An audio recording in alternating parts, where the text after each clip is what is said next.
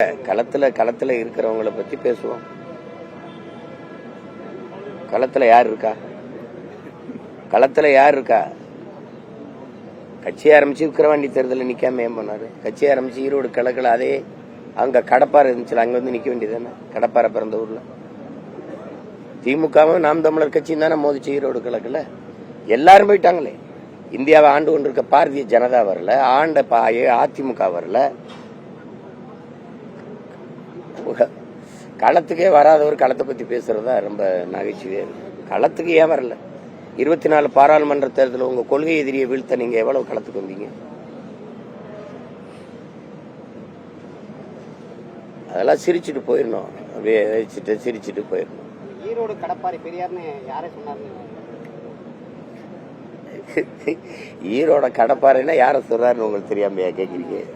ஈரோட்டு கடப்பாறை அதெல்லாம் தம்பி, அதெல்லாம் துருப்பிடிச்சு பழைய இரும்பு பேரிச்சம்பளத்துக்கு போட்டாச்சு.